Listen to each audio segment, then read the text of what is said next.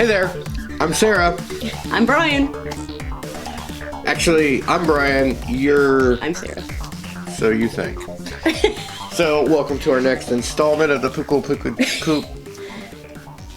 Pushers podcast. Say it 3 times fast. Don't. It's a disaster. We were going to do this once a month, and I think it's been a month since the last one we did. But I think we're going to this like weekly thing because of this COVID-19 thing. We have this other project where we're talking to people all around the nation about what it's like where they're at, and a lot of them have very particular set of skills. So who are we talking to today? This week we've got Katie Jones, who is a technical food consultant. And she's in Englewood, Florida, right in the heart of the retirement community, those who are at high risk and how they're ignoring it. We're going to hear about how they're ignoring it. We're going to hear about how the food supply chain.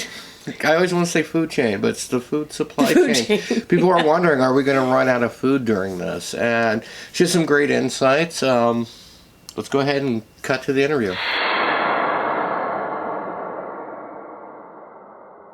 Katie Jones, Katiejones. And where are you at? Englewood, Florida. So, how long has Florida been under shutdown? Oh, I don't think we are. Well, because Florida is based on tourism and entertainment. It's our whole economy for the most part. And it's the height of spring break and snowbird season. And so they've been very slow to do full stay-at-home orders. They did shut down all the spring training games, which is big money. That's like billions of dollars because we have all the northern baseball teams come down and do spring training down here. The beaches, they were just talking about reopening some of the beaches. Marco Island never shut theirs down. Englewood shut theirs down last week because everybody came from Fort Myers. When they shut down their beaches, they came up here en masse. So they're just sort of shifting around depending on what's being closed down, on where they're congregating. I've seen clips of giant block parties with food trucks in neighborhoods. Yeah. Wow. So, I mean, do you think people in Florida are taking it serious? I mean, what do you think in general? Not at all. No, and even if we are a port for major cruise ships coming in. So we're definitely, and we're a major flight path for New Yorkers to come down to their seasonal winter homes. And so we never did shut down the flights from New York. People coming off planes from New York were told the temperatures were taken and they were told to self-quarantine for 14 days. That's it. Wow. So, and you're in an area, as you're kind of joking about, like more of a retirement area. How are those, I mean, you're kind of surrounded. You're like, super young there, compared to your environment. Yeah, I'm a youngin'. 50 is the new 20 in this town. Woohoo! I'm almost 20. I know. It is really weird because the boomer generation is incredibly social and very much about community. So they're really struggling with this concept of social distancing. So you really have to watch them when you're out walking the neighborhood, or because they want to get real close to you and have a conversation. So it's a very foreign idea for me. I'm an old latchkey kid, Gen Xer, so stay the fuck away from me. I don't, this isn't hard for me. But the boomers, it's really hard for them. And my mom lives 5 minutes away, and we've had restricted access because she's in her 70s. And she's really struggling with this lack of socializing because this whole area is about margaritas and getting together and socializing. Do you think they're taking it? I mean, they're not doing the social distancing. I mean, are they worried? These are the at-risk age group people. Yeah, they don't care. They don't care. A lot of them don't. You'll see them out at the grocery stores or at Home Depot. I mean, they're still out. And they still try to come up and talk to you. And I even heard a couple of them at the health food store standing around talking about how they were going to take a cruise. And I was just flabbergasted. Like, really? Is this really what you're going to do with your retirement? So it's been very odd. We are a very heavily Trump-centric state, especially here on the Gulf Coast of Florida, which tends to be a little more agricultural, fishing, hunting, retirees. And so it can be more conservative than a place like Miami. And it's fake news or it's just the flu. And then the younger generation who were coming down, I guess they're Gen Zs now, were coming down for spring break and they were partying and saying, it won't kill us, we don't care. So they got them on the news acting like idiots, all hanging out together downtown Fort Myers. And they started referring to this as the boomer remover because they felt like they were not in danger of catching it or dying from it. We know better now. Right. I hope. The boomer. So yeah, the boomer remover, right? That's the type of community down here where the young people were just like, whatever, doesn't affect us. So I mean, hey, you say, have you been out? Are you seeing things at stores that are different, or just things different when you're out? It sounds like everybody. Yeah, everything's wiped out.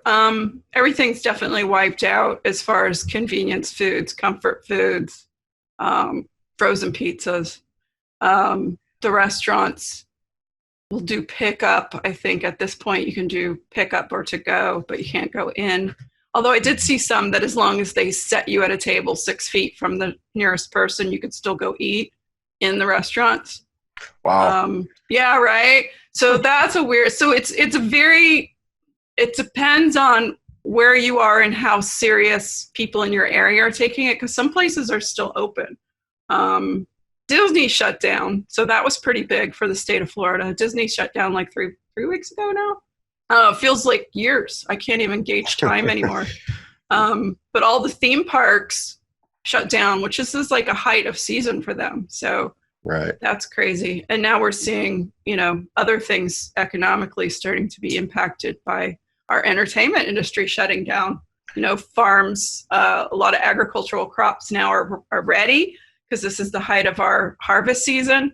And there's no restaurants or Disney to buy up all these fresh tomatoes and cucumbers. And that's going to be long lasting too. Yeah, because that means all the farms are sort of really desperate. You can get online and you can connect with some of these large growing operations and get, the last one I saw was 25 pounds of tomatoes for $5. 25 pounds? Wow. Yeah, that's a shit ton. I mean, that's can a lot of sauce. That's super desperate. I mean, that stuff's going to go bad. And and that's the balance, right? We give it away for low cost, and then people are coming to pick it up, or it rots in the fields, and then we are emitting greenhouse gases at an alarming rate because we've got food waste. Yeah, we're on week 3 of everything being shut down. So that's all the bars, all the restaurants. Restaurants are carry out or delivery or drive-through only. Most of them are closing their doors to even come pick it up, a lot of them. At least downtown when I went through. And a lot of them are just shutting down. So now you're on week 3 of that. Just from being here, if you're like wait, you're counting on those tips, you're not getting paid much. Mm-hmm. So yeah, it's weird. You're definitely seeing like people are starting to get desperate around here, and you see some, one of the people we were talking to was saying, how he's starting to see some shady things as people are getting more and more desperate. Talk about, what you've seen. Well, talk about what you do, and then I guess how this has impacted you. Like we were talking about how it just shut us down completely. Yeah. And what you're seeing in your circles. Well, I do 2 things. Well, I do 3 things. I do a podcast. So I do a podcast focused on people who are making changes to our food system and trying to combat climate change. So that's been really interesting to still be having those conversations as it's now spreading to a global level, and people are very concerned about food security and food sovereignty. So I'm seeing much more interest in people learning how to grow their own or can their own preserved foods, even looking at what can they support locally as a local food shed. So that's been really cool. So the podcast and the conversations around food heroes, Food Heroes podcast. I was going to say, go ahead and plug it. Yeah. It has been really timely because I've been talking about these issues about localizing your food and where it comes from and knowing your farmer for like 3 years, and nobody's listening until right now. Now all of a sudden people are very interested in this information. So that's been giving me some hope, because it's not difficult to, really localize your food. It's really not. And right now, there's no severe shortages of food, so that shouldn't be a problem. It's more an issue of getting it from producers to market. That's the holdup. So that part's been really interesting, to be able to continue having that conversation with people in ways that are really practical and useful and give people like empowerment. They feel like they can do that.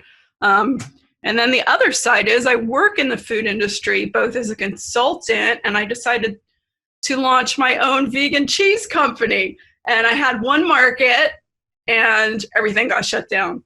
So my fledgling food startup is definitely a victim of COVID-19 at this point, because there's no markets for me to go to. They shut down all the vegan pop-ups. All the farmers markets shut down. I've done a couple of deliveries to locals. I gave away like close to 50 cheeses just to restaurant workers and baristas and, people in the vegan community, just to, hey, you guys are on the front lines. And I had all this product because I had no markets. So I just did a big donation run and distributed vegan cheeses everywhere. What's she doing distributing vegan? I know. It's so weird what people really get excited about right now. I mean, especially I was like, well, it's just really like vegan Velveeta kind of cheese. And people were so excited. They were making grilled cheeses. They were showing pictures on Instagram. Like, they were so stoked to be able to make like a cheese and cracker plate. Like, that part was cool. I didn't expect that they were like, people want comfort food right now. Cheese is a comfort food. Yeah. Yeah. Suddenly I want some vegan cheese. So, I mean, do you think, like you kind of mentioned it a bit, I mean, food shortage, it's something that people keep talking about, which I've heard mixed things about whether or not, the supply chain can handle the panic shopping. And then you got the aspect of things being shut down. And yeah, what's your take on, maybe not being able to get the foods you want? Well, in the immediate future, if you switch your grocery habits and don't go to Walmart, but maybe go to a smaller market, a locally owned market, a international type market, they're fully stocked. That was one of the things with like toilet paper here. It's just like, go to the international. Yeah, stop going to Walmart. Go somewhere local and see what they have. I've gone to the health food stores. I've gone to one of our big Latin markets we have here, fully stocked, like bag after bag of 50-pound rice, beans. They even had toilet paper. They had bleach. So I think it depends on where people are shopping, and maybe think about if you're supporting someone local or if you're supporting a multinational corporation. Now, something to think about. Where you are, like, for example, in Oregon, when we're in Oregon, people immediately think local first a lot of times. Mm-hmm. And then the stark contrast to like coming to Dayton, Ohio, where people immediately think the chain, the big Krogers, or even one of the same here. Yeah. McDonald's. So it's, kind of the same thing. Front of mind is going through those chains as compared to like hippie West Coast.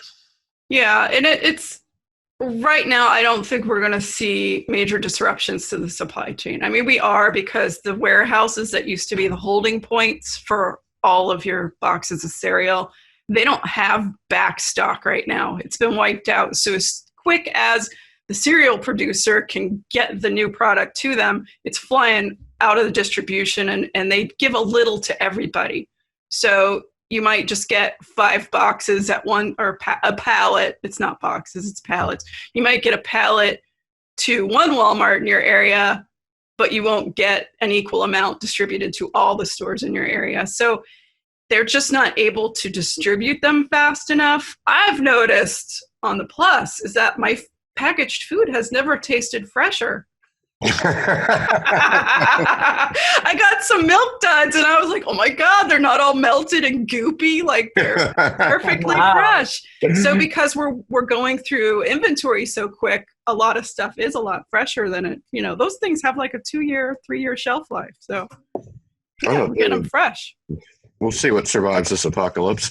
But I did want to say that thinking forward, and since I deal with clients who are food producers, it's really important if you're a producer to make sure that the ingredients you rely on, like, know where they're coming from. Because if you're using ingredients sourced from China, there's going to be a disruption in you being able to get that ingredient, say 6 months, 9 months. Depends on how far out you contracted your ingredients. Most companies contract out, for the year. But I see that, as a potential to have backups. If you're using, say, tapioca starch from China, maybe look for a local source, or within your, look for a secondary supplier of those key ingredients that you use. Yes, because there will be disruptions from that perspective. Probably in electronics, probably across the board, not just food. Yeah, we're already seeing it with cameras. Yeah. Like I think I was just talking to you, like all the camera manufacturers have released their latest and greatest, but they're not coming out. They're not getting here. Well, they're all crummy anyway. Well, seriously, that's an upgrade from what? Well, if you're going with a Nikon, I agree. But I wonder how that'll affect the push to have a new cell phone model every year, since our workforce in China is being decimated. Right.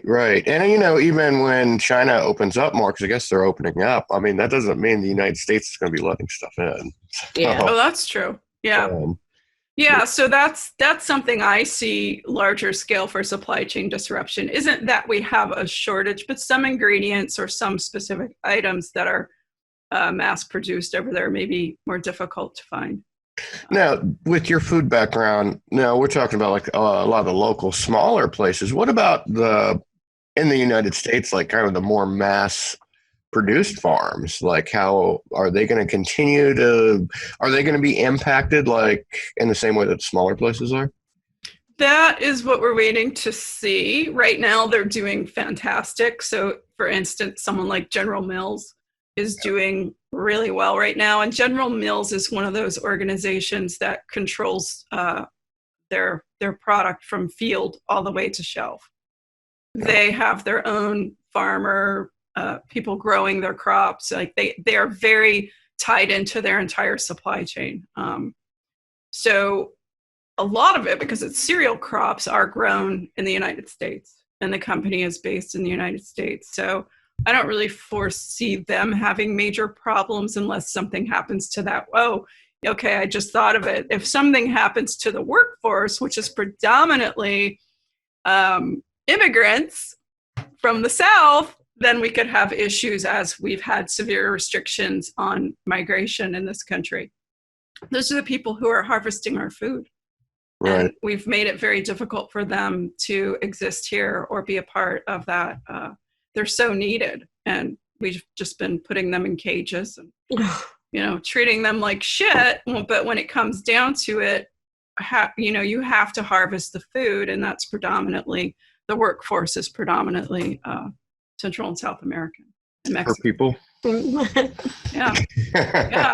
I mean, I'm hoping there's going to be a shift of consciousness where we actually respect and, have a different attitude towards people at the very beginnings of our food chains. Yeah. And that's awesome. That's what the person who's going to Walmart in Ohio isn't thinking about. We're so disconnected, Yeah. But if you're in Ohio, you're probably pretty lucky, because there's probably someone there who's raising chickens for eggs or meat. There's probably a farmer who has milk. Like, dairies are dumping milk out right now because they cannot get it to market. And they are not, in some states, legally allowed to sell direct to consumer. So there's some pieces to this where me personally, I do not have the proper licensing to sell direct to consumer right now. I could go through the USDA and get all that permitting, but that costs money, and this is a pretty uncertain future, right? So I'm holding on to my money. But that's another issue is there are farmers out there with products, but they just are not by law able to connect directly with the consumers. But there's ways around it. And, Well, you're saying they're dumping out milk, and that's like one of the things that's on the grocery store shelves that is a shortage of. Not the same as toilet paper, but that's like one of the things that they're limiting your purchases on and whatnot. Yeah. So that's kind of interesting that we do have, milk getting dumped out. Walmart is not limiting. They're putting up little signs that say, please be respectful, but people are just, and there's no shortage that I can see. No. Here in Springfield too. Yeah, and Springfield doesn't know about local farming and stuff. That's true. That's how I grew up. Springfield's probably got a ton of people out there raising hogs and corn. I'm sure they do, and I don't know any of them. Yeah. That's the trick, right? How do you connect directly with those farmers? They're not notoriously on Facebook and on the internet promoting their products. So there are some. Are they not allowed to do that? Like, I think they are. It's just whether or not if a farmer is raising animals, say, generally they're not selling directly to consumer because it's too hard to predict how many animals to raise because the harvest period would be up to a year, right? So that'd be really hard to plan that out without a committed purchase. So they usually sell to a middle person who distributes. There are a lot of in the county. I'm seeing them as I pass by. Not yet in the season. A lot of farms selling their produce and their eggs and those kinds of things. That's everywhere out there. That's awesome. Right now? No, not right now. Okay. little shutdown shack right now. I don't think it's season. Quite the season. I don't think it's season for you guys. I've never really paid that much attention. I wonder how they're going to be impacted. They might do pretty well. I mean, it depends on if the shift comes. Right now, what I'm seeing is people are buying junk food. They're not buying produce. Our produce section has no shortages, even at Walmart. But our frozen pizza aisle is vacant. So people are in the cereal aisle. So people are buying comfort foods, mac and cheese, cereal, cookies, frozen pizza, but they're not buying the cauliflower crust pizza, and they're not buying like the higher end gluten-free, better for you products. They're buying pure indulgent junk food. Yeah. And the produce aisle looks fine. I mean, I don't. That's exactly what you see here at the grocery store. You want to get a loaf of bread. All you're going to see is wheat bread because Dave Skiller bread's still on the shelf. Well, that stuff is a lot of that stuff you're talking about too is a lot cheaper. Because I know I lived on 40-cent burritos for how long till I got really sick of them. Yeah. I mean, that's it too. And that's why those types of convenience foods will continue to be favored because they're inexpensive. You can buy a bunch of them. They'll last forever in your pantry. I mean, it makes sense why we're seeing that. But not a lot of the stuff that you haven't ever tried before, nobody's buying it because they don't want to risk buying something and spending the money on something they're not going to like. Right. So, I mean, that's exactly why people go to fast food chains. They don't like any change and they don't want to take that risk, You want your value and you want it to be something you're familiar with. So. Right. Mostly. So, I mean, that's a hard shift for people to then go from that buying well-known brands like General Mills or the cereal brands and switching to something local that they don't know. I see that's a much easier transition for vegans in my community because it's very much about supporting other vegan businesses. So I do see them more interested in supporting local producers. And it's directly through Facebook. Like someone who produces fake chicken or seitan will say, hey, I'm going to make a bunch of fake pepperoni. Is anyone interested? And then, 20 people on the Facebook group will order. So this is like this whole underground network going on. That's cool though. But I think vegans are pretty much all about that anyway. Yeah. I think it's a different consumer. It's a different type of food you're going to eat. That's where I found out about the tomatoes was from the vegan food group. Or it's not a food group, it's just a vegan group. So it's everything from animal rescues to what you ate for dinner, right? Huh. And people think buy local here. They go to the nation's number one grocer, which is Kroger. Yeah. And Kroger is based in Cincinnati. So they have all these things that are said, I'm local. But And they're it's just this packaged stuff that they're, packaging who knows where. Yeah, it's and a lie. It's not even local to this town, even if it were, they're in Cincinnati. And it's just such a deceptive. Yeah, Kroger's is huge. Yeah. Yeah. And that food that has this I'm local by it is not local, Yeah. Not at all. Somewhere in the process, something was local. But a lot of people around here Maybe it was think they're packaged. buying local because of that. So, I did. I was baffled by it. Well, okay, I've got one for you on the local front. This is before the shutdown, and I went to a farmer's market because I wanted to support local farmers, and I was looking to purchase eggs. And I thought, oh, it says farm fresh. I'm going to, buy some of these eggs for Javon because he likes to make them for his breakfast. And, they were all pretty. They had the brown coloring. They were packaged in a homemade looking carton type thing. And I went up at the checkout and I was like, oh, where's your farm located? And the girl was like, oh, we picked these up down in Immokalee. Immokalee is our big ag center. It's not a hometown. It's where all the industrial agriculture has. So these were basically industrial raised chicken eggs. So I wasn't really supporting what I thought it was. Right. And so farm fresh means nothing locally. It was locally produced within 200 miles, but that's not the bucolic farm scene that I was like, oh, there's probably this family and they go out and they check their chickens and they pick up each egg by hand and wipe it. I was like, oh gosh, no, they were industrial farmed chicken eggs, which is not what I was trying to support. So you don't know unless you ask questions.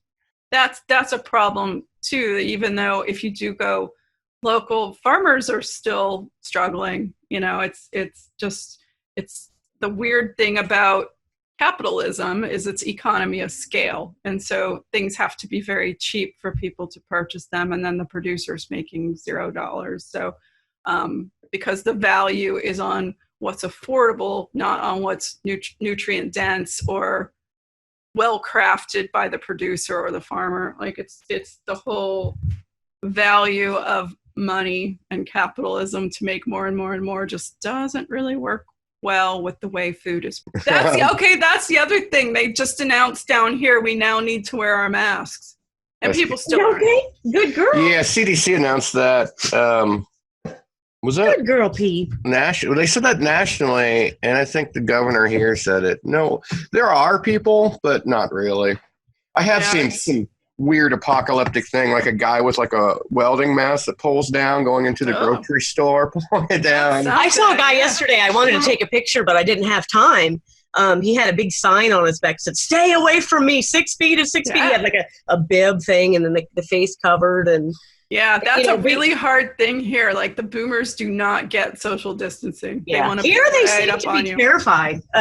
We thought Sunshine had it because she had all the symptoms and all of them. And I remember looking at her face one Sunday morning and being like, oh my God, we got to do something.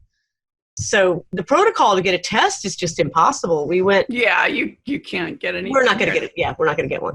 They had a place set up to do drive-throughs, and then they shut it down. Well, it's because they don't have the tests. I think that's why our numbers are low. But she went and got a doctor's note to be screened, and they screened her for the flu and everything, but the COVID. But the beauty of that was they found a sinus infection and gave her the antibiotics, and it was all free.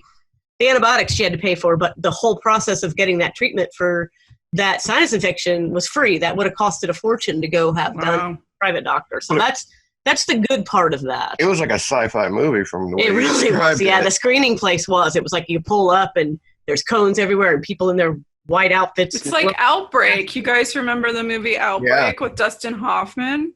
Are you guys has your town shut down church services? That's been a big deal here. Where you kidding? They're still doing church services. Right.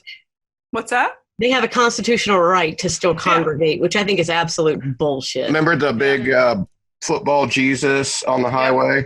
Touchdown Jesus. Solid Rock. They're getting a lot of flack for still congregating. Yeah, that guy. Well, poor Jesus statue got hit by lightning, which was awesome. That Now they have a dumber one up. You know, That's Wi-Fi Jesus because he's got all these antennas coming from his head. Yeah, Like the new one is just weird and misproportioned. Like the body is just. Well, the first one was really weird, like scary anyway, and now this one's scary too. But it's Wi-Fi. At least he's got Wi-Fi. Wow, are those lightning rods or what? I think they are actually. I don't know, but they're being very reckless, talking about God will protect you. Yeah, you're not exempt. So, being in the South, there's a lot of tent style preaching that goes on down here. Yeah, and they're still. I mean, you can't stop that. And there's still some congregations. Are they grouping in large groups or like depends 10? On the church, right? Wow. Depends on what the congregation decides to do. I noticed here that pretty much every single Chinese restaurant is closed. Oh wow! I mean, and they deliver, and you can get carry out, but none of them are open. They've all just closed. I wondered if that's racially fueled in any way. Yeah, I would think that's racially fueled. Because the other restaurants seem to be doing okay. Kind of okay. Well, I don't know. We don't have very many local places in Springfield, but the chains all seem to be doing okay. And I haven't checked the Chinese restaurants out there. I haven't been sent to any of them to pick up food, so apparently they're not doing great. Well, the 3 I tried are all shut down. We tried. Closed. Yeah, we tried to go Sunday? Yeah. Yeah. That's the other thing. I've been hearing shortages up in Tampa of tofu. So. Wow. Well, Asian foods, right? The last time, I wonder if that has something. The last time we got Chinese at that place, right when this was starting, they didn't even have any rice. Yeah. That's right, they didn't, or mushrooms. They didn't have mushrooms either, which I thought was strange because it was 2 times in a row they didn't have mushrooms. I'm like, oh, good. I'd rather have. That's weird.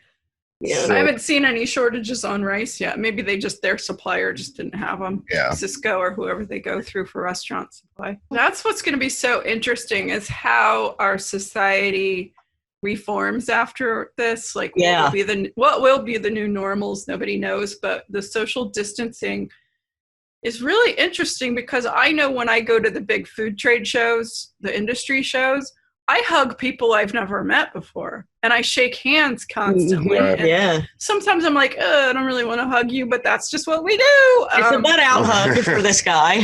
Yeah, so it'll be interesting moving forward how we acknowledge one another and if there's more distrust and fear of people, because the way that things like this work, viruses or any kind of sickness, is we'll have this first wave and then it'll come back. Yes. It's not just one time and it's done. Viruses adapt and they mutate.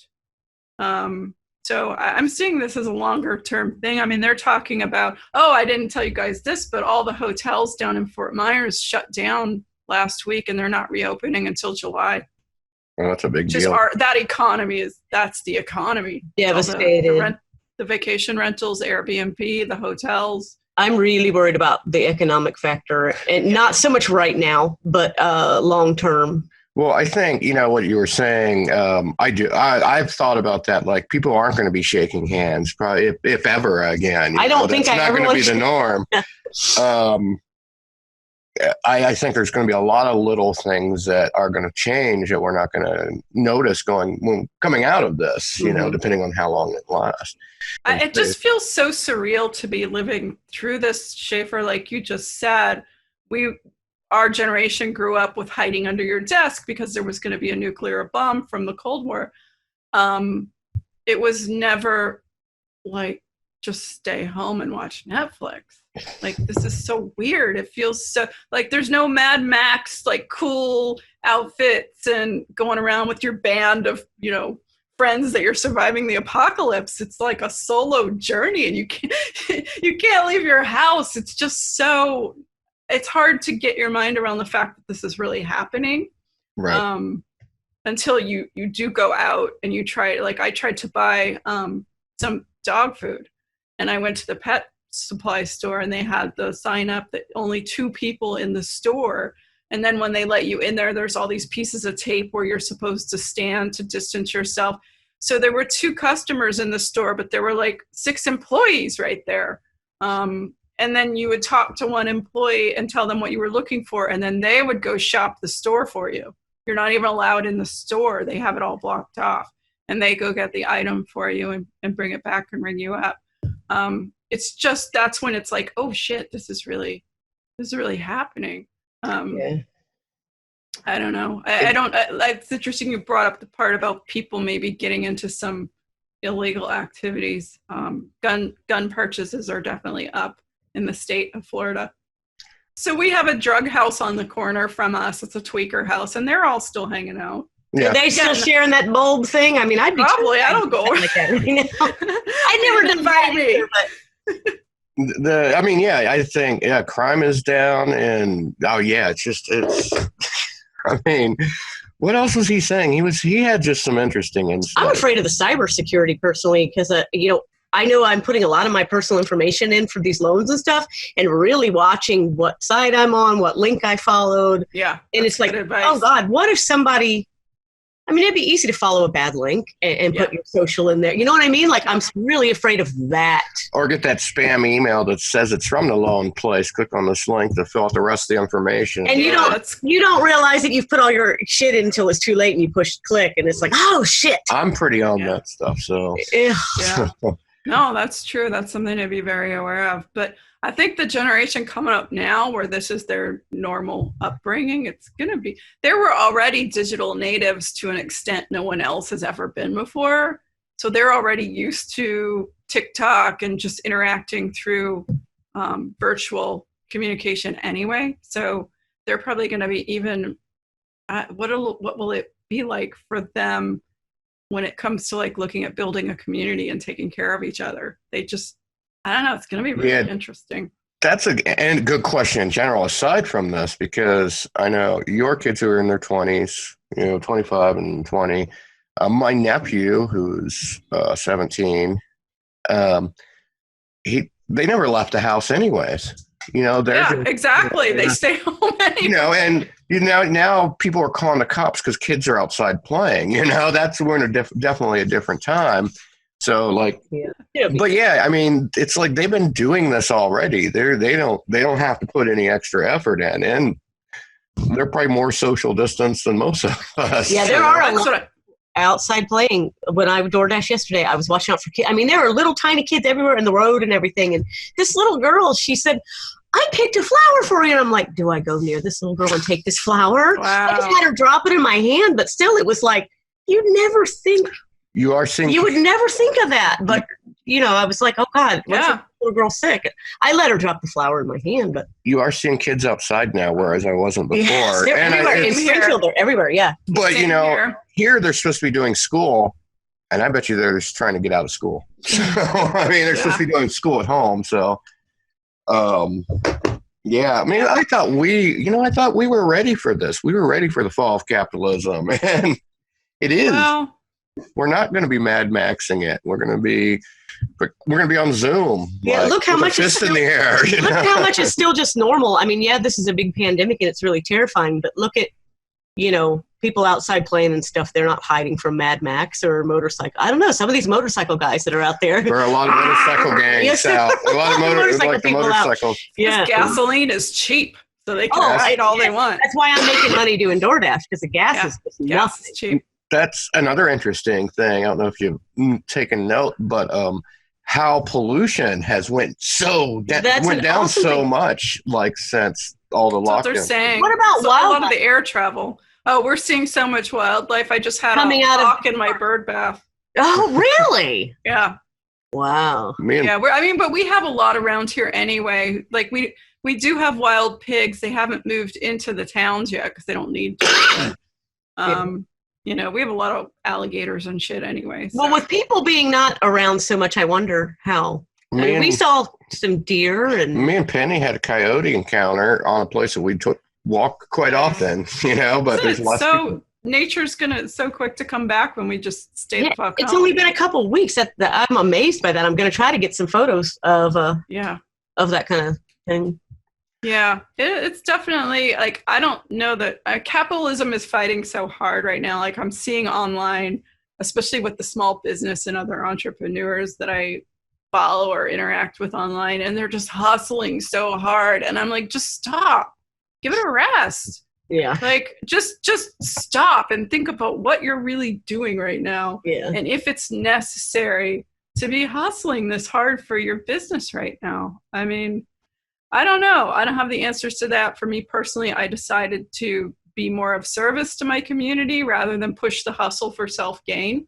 But that's my nature anyway. It'll be interesting because I think there's such a human interest in holding on to what we know, even if it's not working. Mm-hmm.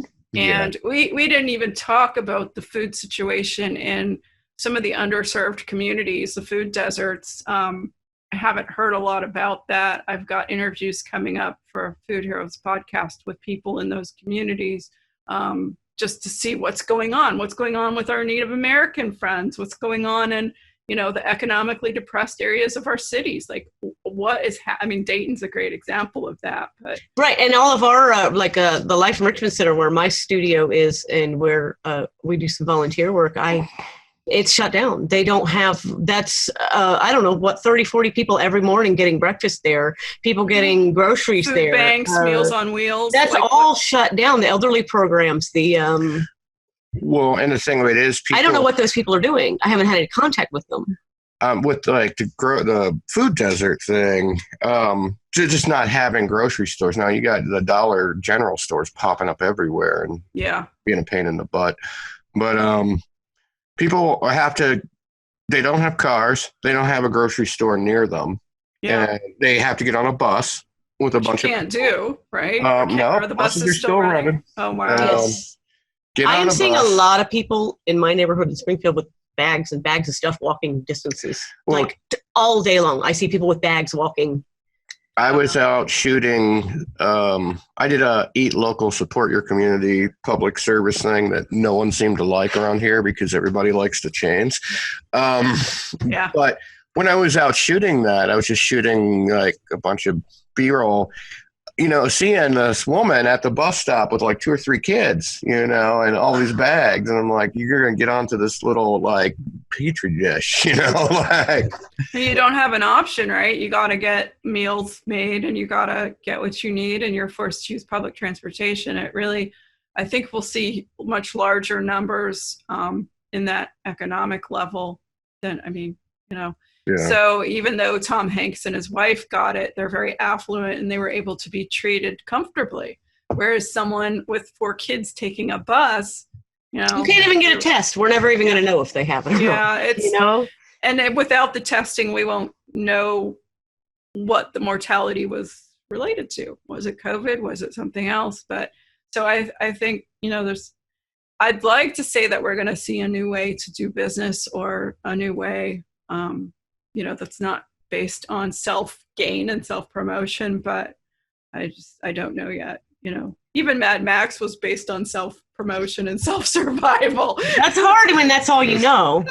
Yeah, we need a better model of building a future. But these young people, these young people. I'm a tech guy too, right? I know, doesn't he sound like her daughter, and I guess this is a thing, are watching movies and all in the chat rooms. Yep. All through the internet, and like hanging out with like 5 of them, watching this movie and talking about it while they're just on the internet. There's like a whole party going on in her room, and she's the only one in there. I'm like, what is that? So that's what I'm saying. They're already sort of adapted to this use of social media and technology for socializing. Like, it's very normal for them. So maybe these big gatherings, it ends with our generations. Like, maybe the millennials will hold on to them a little longer, but already Gen Z prefers not to do a lot of things in person. So even my son, he's 20, his relationship with his girlfriend seemed distant to me. They didn't spend much time together face to face. It's so weird. I can't even fathom like growing up having the internet all of your life. I know. Well, we had MTV generation. MTV, yes. Not very interactive, though. So you still had to go out and mingle with people. And school still existed. You had to go to a school. It wasn't virtual. Right. Yeah. So. And it created, that early MTV stuff created some great fashions. It did. I'm still sporting the all black Susie and the Banshees. I sported mine in the trailer park also. All right. Hope you enjoyed that conversation. It was really interesting to see what's happening in other places. Now, if you want to find out more about Katie or hear her podcast, I highly recommend it. You can go to www.foodheroespodcast.com. If you want to find out more about Katie, K8O Jones.com. That's K, number 8, number 0, Jones.com. Next week is awesome. This guy's full of energy. He's a COVID-19 survivor, and we're going to the other side of the country. I mean, just 3,000, 4,000 miles away. And I don't know, there's something about this guy in this interview. What do you think, what would you say about it? Oh, goodness. Crazy story. Wild travels. He was all over the world right before he got sick. In every country he went to, including like Italy, every time he left a country, the outbreak happened there right after he left. This is a great story, so that's going to be next week. So, thanks for listening, and tune in next week.